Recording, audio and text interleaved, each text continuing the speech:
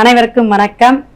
ஓம் பூச்சியாய ராகவேந்திராய சத்திய தர்ம ரதாய சபஜத்தாம் கல்ப விருஷாய நமதாம் காமதேனுவே ஸ்ரீ ராகவேந்திரருடைய பொற்பாதம் தொட்டு வணங்கி குரு வாழ்க குருவே துணை.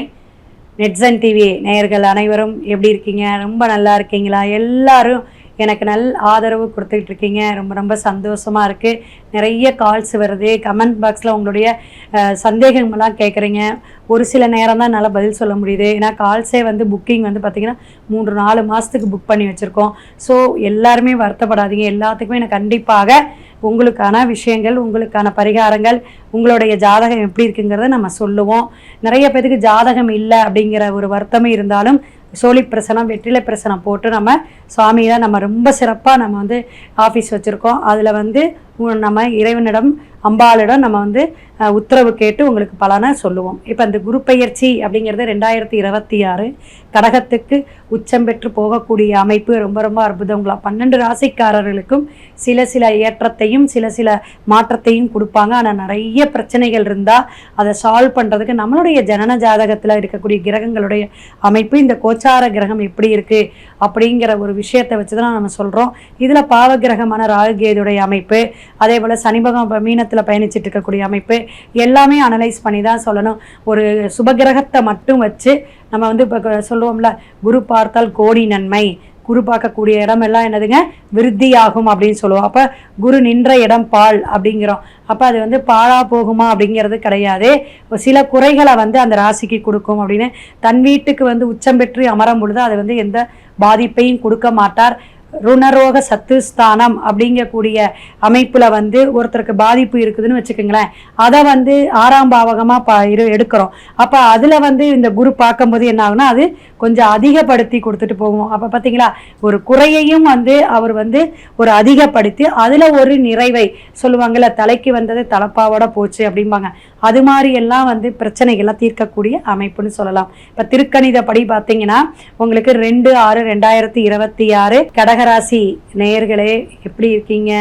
கடல் கடந்து கண்ணீர் விடக்கூடிய அமைப்பில் ரொம்ப பிரச்சனைகளாக இருந்துச்சு. நிறைய பிரச்சனை. போங்க மேடம், 6-7 வருஷமாக வச்சு செஞ்சிருச்சு, ஒன்றுமே முடியல. அது 3 வருஷமாக ரொம்ப கஷ்டப்பட்டோம் அப்படின்னா அழுகை, ஆத்திரம், மன கொதிப்பு எல்லாமே இருந்துச்சு. 85% நல்லா இருக்குது. பயப்பட வேண்டாங்க. ஜென்மத்தில் குரு அப்படிங்கும்போது குரு பகவானுடைய நட்சத்திரமான புனர்பூசம், பூசம், ஆயில்யம். அதனால் உங்களுடைய நட்சத்திரமே இங்கே இருக்கிறனால குரு பகவான் உங்களுக்கு ஒன்றும் செய்ய மாட்டார். ஜென்ம குரு அப்படின்லாம் பயப்படக்கூடாது. ஏன்னா உச்சம் பெற்று அமர்றார். அவருடைய பார்க்கக்கூடிய இடத்த பாருங்களேன். உங்களுடைய இடம் என்ன அப்படின்னு பார்த்தீங்கன்னா 6க்கும் 9க்கும் உடையவர். உங்களுக்கு பார்த்தீங்கன்னா தனுஷும் மீனமும் என்னென்னா 6ஆம் இடத்துக்கும் 9ஆம் இடத்துக்கும் உரித்தானவர் குரு பகவான். அந்த குரு பகவான் 5ஆம் பார்வையாக விருச்சிகத்தை பார்க்குறார். அப்போ குழந்தை பாக்கியம், குலதெய்வ வழிபாடு, அதே மாதிரி குலதெய்வத்தில் இருக்க தோஷம் இருந்தால் அதில் சரியாகும். அதே மாதிரி குடும்பத்தில் ஏதாவது பிரச்சனைகள் இருந்தால், எப்படி நிலம், வீடு, வண்டி, வாகனம், ஏதாவது ஒரு பிரச்சனை இல்லாத மனுஷாலே இல்லை. அப்போ அதனால் குழந்தைங்க நல்லா படிக்கக்கூடிய காலகட்டங்கள், குழந்தைகளுக்கெல்லாம் திருமணம் நடக்கக்கூடிய காலகட்டம். கல்யாணம் பண்ணி கொடுத்தவங்க என் பொண்ணை 4 வருஷமாக குழந்தை இல்லை, கண்டிப்பாக இந்த வருஷம் குவா தான். ஏன்னா கொஞ்சம் ட்ரீட்மெண்ட் எடுக்கிறது. ஏன்னா கலியுகம், நிறைய ஃபுட்டு சரியாக எடுத்துக்கிறது இல்லை, நிறைய நான்வெஜ் பிரச்சனைகள் இதெல்லாம் இருக்கனால தான் ஆரோக்கிய குறைபாடுகளாக இப்போ இருக்க குழந்தைங்க இல்லை வேலைக்கு போகிறாங்க, பெண் குழந்தைங்களாம். அதனால் குழந்தை பாக்கியங்கிறது கொஞ்சம் லேட் ஆகிறது, அல்லது இவங்களே தள்ளி போடுறதுனால அதனாலையும் பிரச்சனை வந்துடுது.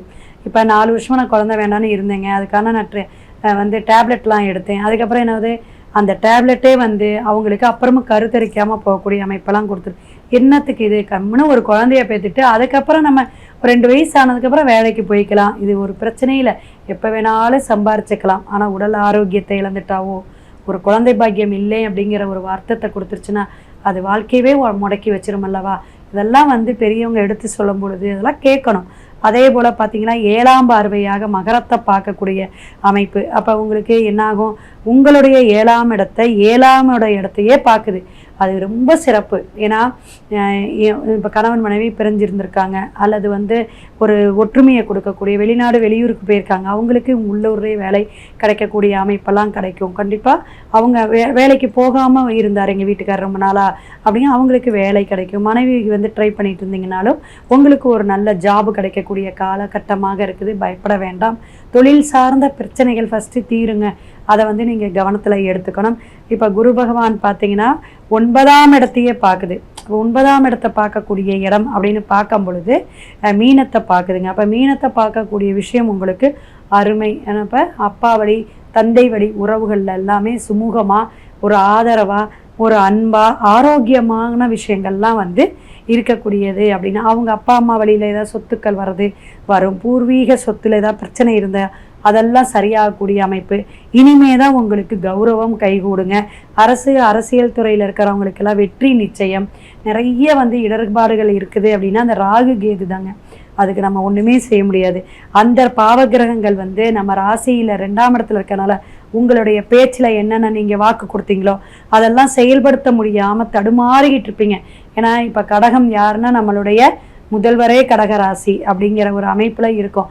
அப்போ வந்து அந்த பூச நட்சத்திரத்தில் பிறந்தார், சனி பகவானுடைய நட்சத்திரத்துலேன்னு சொல்லி இப்போ நம்ம வந்து கண்டிப்பாக ஒரு ஜெயிப்பாங்க அப்படிங்கிற ஒரு விஷயம் சொன்னோம். அதெல்லாம் வந்து அதே போல் முன்னணியாக அவர் ஜெயிச்சு காட்டாரு. அது எல்லாமே வந்து கோச்சார கிரகத்துடைய அமைப்பும் ஜனன ஜாதகுடைய ஜாதகம் இருந்தாவே கண்டிப்பாக நம்ம நீட்டாக வந்து சொல்லிடலாம்.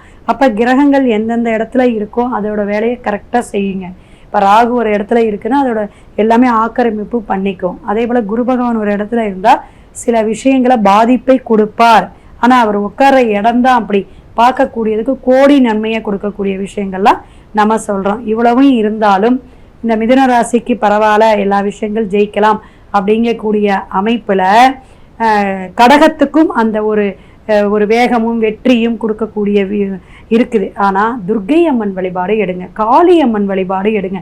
என்னங்க மேடம் குருவுக்கு வந்து ஒரு வேகமான விஷயத்தை கொடுக்குறீங்க அப்படின்னா உங்களுக்கு தைரியம் தன்னம்பிக்கை கொடுக்கறதுக்கு இந்த ராகு கேதுவை பிடிக்கணும். அப்போ நாகமாதா கோயில் ராகு காலத்தில் துர்க்கை அம்மனை போய் கும்பிட்றது, காளி அம்மனை கும்பிட்றது, பன்னாரி அம்மனை கும்பிட்றது இது ரொம்ப ரொம்ப சிறப்பாக இருக்கும். நீர் ராசியாக இருக்கிறனால குரு உச்சம் பெற்று அங்கே உட்காரனால குரு வழிபடி நின்று ஸ்தலம் அப்படிங்கிறது குருவுடைய ஆதிக்கமான மும்மூர்த்திகள் அப்படிங்கிற சத்துரு சம்ஹார மூர்த்தி ஆக இருக்கக்கூடிய விசேஷமான இடம் என்னன்னா ஒரு வியாழக்கிழமை போயிட்டு திருச்செந்தூர் முருகனை போய் கும்பிட்டு வந்துருங்க. ரொம்ப சிறப்பாக இருக்கும். மேற்கொண்டு உங்களுக்கு சந்தேகம் இருந்தால் நீங்கள் ஃபோன் பண்ணி நீங்கள் கேட்டுக்கலாம். சிவாய நம. திருச்சிற்றம்பலம்.